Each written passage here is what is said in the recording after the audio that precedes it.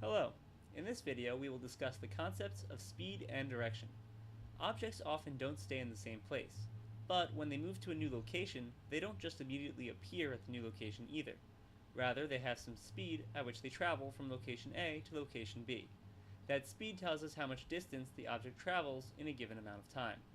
For that reason, you will hear speed in terms of miles per hour. A car traveling at 60 miles per hour means that in 1 hour, a car will travel 60 miles of distance.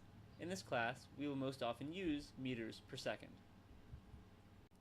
To calculate the speed of an object, we need to know how much distance it has covered and how long it took it to cover that much distance. Delta x means the difference in position of the object, and delta t means the amount of time passed. To get the speed, we simply divide the change in position by the change in time. As we have the equation written now, the speed could be either positive or negative.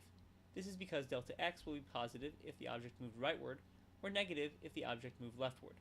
Time, on the other hand, always flows forward, so that will always be positive. So if the object is moving rightward, we get a positive number, but if it is moving leftward, we get a negative number. Therefore, this calculation also gives us a sense of direction too. When we have information about both the speed, which is how fast it is going, and the direction, which is where it is going, we call this quantity a velocity. So really, this formula calculates the velocity of the object. Now, we will often want to use the speed and the amount of time passed to find the position of the object. If the speed is constant, then we can just use this simple formula, where x0 is the position where the object was at time equals 0. V is the velocity, which includes both the speed and direction.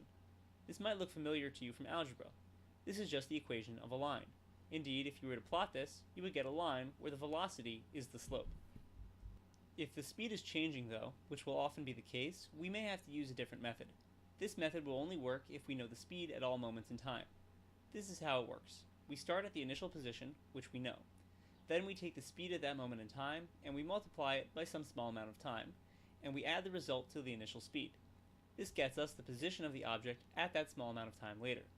Then we apply the same procedure again to get the position of the object some further small amount of time later, and we keep going until we get to the point in time we are interested in.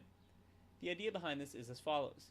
Even if the velocity is changing, it won't change a significant amount over a very small period of time. Therefore, in these small windows of time, we can treat the velocity as a constant and use the line formula.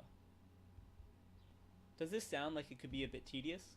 Well, you're not wrong. It definitely can be, especially since you will get better results if you make the steps in time smaller, which means more steps to compute. But this is exactly how we will simulate events with a computer, so the computer will have to do all this work, not you. And that's it for this video.